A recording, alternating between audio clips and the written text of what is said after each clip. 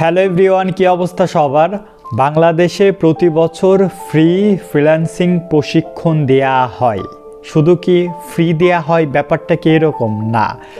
আপনি যদি এখানে এই প্রশিক্ষণ নেন বা গ্রহণ করেন, যাতায়াত বাবদ আপনারা 200 টাকা প্রদান করবে, সকালের নাস্তা দিবে, দুপুরের খাবার দিবে এবং বিকেলে যখন আপনি ফেরত আসবেন ওই বিকেলের নাস্তাও আপনাকে করাবে। কি পরিমাণে বিশাল একটা সুযোগ। ল্যাপটপের স্ক্রিনে আপনাকে স্বাগতম। আমি অলরেডি লিখে রাখছি, দেখেন 2025 সালে সরকারি ফ্রিল্যান্সিং কোর্সের সুবিধা ও ভাতা, কোর্সের বিবরণ। যুব ও ক্রীড়া মন্ত্রণালয়ের অধীনে যুব উন্নয়ন অধিদপ্তর বিনামূল্যে ফ্রিল্যান্সিং প্রশিক্ষণ কোর্স পরিচালনা করছে। সব যা যা লাগবে এখানে প্রশিক্ষণ সুবিধা, প্রশিক্ষণ সুবিধাটা হইল বিনামূল্যে প্রশিক্ষণ, কোনো ফি ছাড়াই আপনি প্রশিক্ষণ গ্রহণের সুযোগ, দৈনিক ভাতা 200 টাকা ভাতা, সার্টিফিকেট, ক্যারিয়ার সহায়তা ইত্যাদি ইত্যাদি। এবং আবেদন করতে হবে যুব উন্নয়ন অধিদপ্তরের যে তাদের অফিসিয়াল ওয়েবসাইট সেইখানে। সো তার আগে আমরা এই জিনিসটা আরেকটু বিস্তারিত পড়ি, যে দেখি যে তারা মূলত এটা নিয়ে কী বলছে। আমরা যদি একটু যাই, সো ওকে, দেখেন প্রথম আলো এটা নিয়ে নিউজ করছে। সো প্রথম আলোর ভিতরে আমরা যখন এবার 48 জেলায় ফ্রিল্যান্সিং প্রশিক্ষণ দেবে সরকার, আমরা এখানে ক্লিক করলাম। আমরা এটা একটু বিস্তারিত পড়বো যেহেতু প্রথম আলোর নিউজ। সো 48টা জেলায় প্রশিক্ষণ দেবে সরকার, প্রচুর পরিমাণে অ্যাড আসবে যেহেতু মনিটাইজেশন অ্যাডসেন্স অন করা। সো নানা সুযোগ সুবিধা, আমরা যেই জিনিসটা আমরা একটু বোঝা ট্রাই করব যেখানে আসলে মূলত কি বলতেছে। যে অধীনে যুব অধিদপ্তর বিনামূল্যে প্রশিক্ষণ করছে, জেলার ভর্তির ফি লাগবে না, দিনে 200 টাকা করে ভাতা মিলবে সংক্রান্ত বিজ্ঞপ্তিতে বলা ... 8টি বিভাগের 16টি জেলায় ফ্রিল্যান্সিং প্রশিক্ষণ চলমান। ওকে, সো রোড আমরা আর একটু নিচে যাব। এই যে জিনিসটা দেখাইতেছিলাম যে প্রশিক্ষণ কত ঘন্টার, 2025 সালের 1 জানুয়ারি থেকে 31 মার্চ পর্যন্ত প্রথম ব্যাচে 3 মাস মেয়াদি 600 ঘন্টা প্রশিক্ষণ চলবে। Very sad. সো অলরেডি একটা ব্যাচ কিন্তু চলতেছে, তার মানে এই ব্যাচে আপনি চাইলেও ভর্তি হইতে পারছেন না যেহেতু একটা ব্যাচ চলমান। বাট আপনি কিন্তু পরবর্তী ব্যাচে ভর্তি হইতে পারবেন। সো এই ভিডিওটা অবশ্যই আপনার কাজে লাগবে পরবর্তীতে। সো 3 মাস মেয়াদি প্রশিক্ষণ চলে। সো কারা আবেদন করতে পারবে? মূলত প্রশিক্ষণের জন্য 18 হইতে 35 বছর বয়সে কমপক্ষে এইচএসসি পাস সমমানের পরীক্ষা উত্তীর্ণ, মানে যে এইচএসসি কমপ্লিট করছে নারী আর পুরুষ সে চাইলে আবেদন করতে পারবে অনলাইনে, সমস্যা নাই। যেহেতু এইটার আবেদনের শেষ সময় ছিল 24 ডিসেম্বর রাত 11:59 আবেদন করা যাবে, বাকি সময় তো আর আবেদন এখন করার সুযোগ নেই। ওকে, প্রশিক্ষণ ভাতা কত? সো এই জিনিসটা একটু পড়ি যে যারা শিক্ষার্থী দৈনিক 200 টাকা হারে যাতায়াত ভাতা পাবেন, একসঙ্গে সকালের নাস্তা যেটা ভিডিও শুরুতে বলতেছিলাম, দুপুরের খাবার, বিকালের নাস্তা পাবেন, প্রশিক্ষণ শেষে উত্তীর্ণ সনদপত্র পাবেন, জন্য কোনো ফির প্রয়োজন হবে না। বৈধ আবেদনকারী লিখিত পরীক্ষা 28 ডিসেম্বর 29 হবে লিখিত পরীক্ষার স্থান। তার মানে এখানে একটা লিখিত পরীক্ষা হবে, লিখিত পরীক্ষার স্থান ও সময়সূচি শিক্ষার্থীদের জানানো হবে। আচ্ছা, পরবর্তীতে SMS এর মাধ্যমে জানানো হবে পরীক্ষার্থী মৌখিক 29 ডিসেম্বর। তার মানে একটা ভাইবা টাইপের একটা মৌখিক পরীক্ষা অনুষ্ঠিত হবে, চূড়ান্ত ফলাফল 30 ডিসেম্বর। এই হলো মূলত কোর্সের মূল ব্যাপারটা, যে আপনি সরকারিভাবে চাইলেই যে কোনো একটা কোর্স আপনি করতে পারবেন, মানে ফ্রিল্যান্সিংয়ের এখান থেকে আপনি কোর্স করতে পারতেছেন। বাকিটা ভিডিওতে আলোচনা করব, তার আগে একটা জিনিস দেখায় যে আমরা এখানে একটা ওয়েবসাইট দেখলাম না। সো এই যে ওয়েবসাইটে একটা লিঙ্ক আছে, এটা বাংলাদেশ যুব উন্নয়ন অধিদপ্তরের তাদের অফিসিয়াল ওয়েবসাইট। সো আমি যদি এই ওয়েবসাইটে একটু যাই, সো আমি একটু ওয়েবসাইটে ঢোকার পর, এটা হইল অফিসিয়াল ওয়েবসাইট বাংলাদেশের যুব উন্নয়ন অধিদপ্তর। এইখানে না আপনি কিছু তথ্য পাবেন, সেই তথ্যটা হইল দেখবেন যে এখানে আমাদের সেবা বিভিন্ন দেশ গ্যালারি, এই যে প্রশিক্ষণ কন্টেন্ট হ্যাঁ টেন্ট।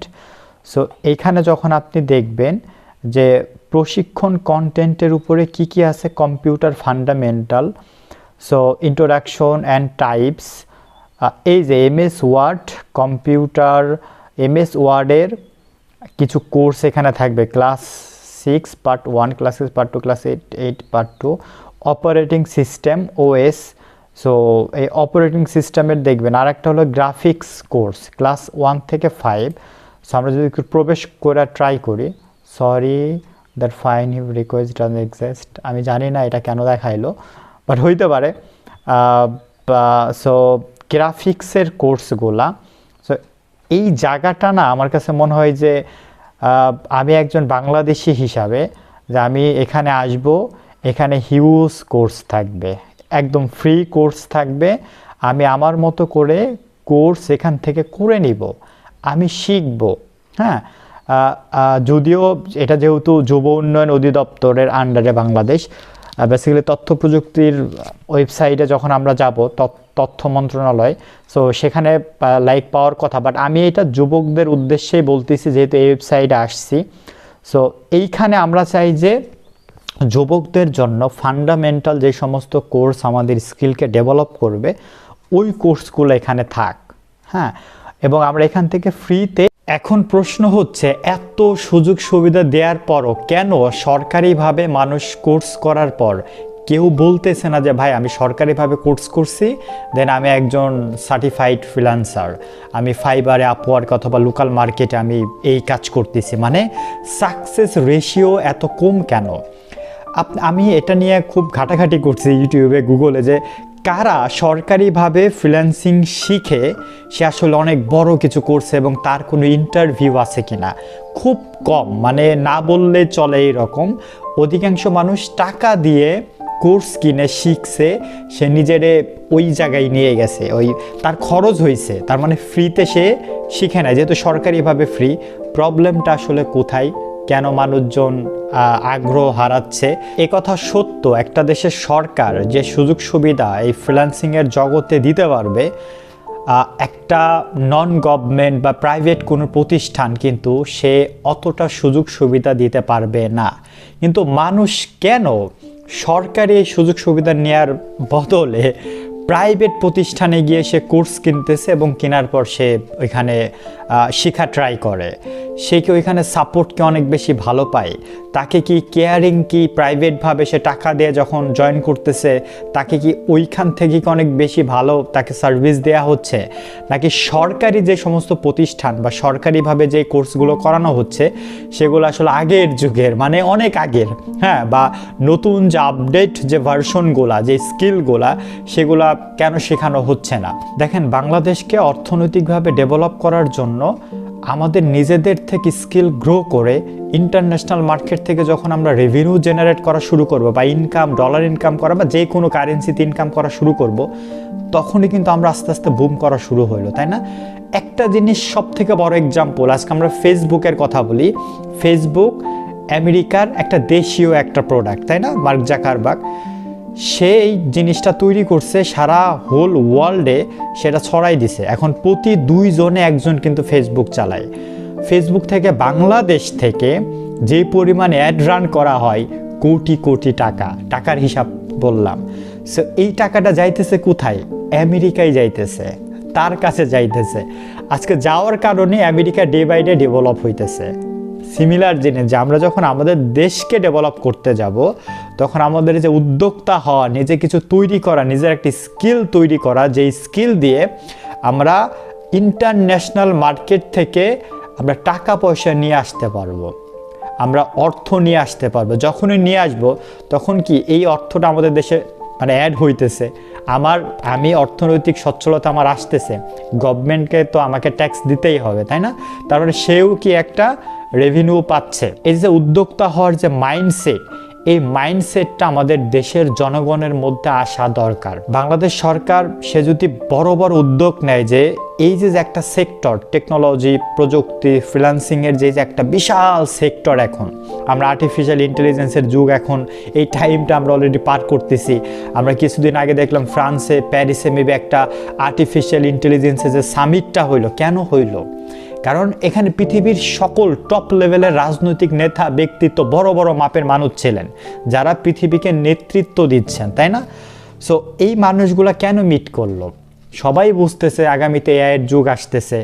সো এই প্রযুক্তির জগতে যদি বাংলাদেশের যত এই যে আমাদের বিশাল একটা মার্কেট আছে, জনশক্তির মার্কেট, এই জনসংখ্যাকে যদি মানে দক্ষ নাগরিক হিসাবে স্কিল ডেভেলপ করে গড়ে তোলা হয়, তাহলে আমাদের দেশ ডেভেলপ হওয়ার দিকে কিন্তু খুব দ্রুত অগ্রসর হবে।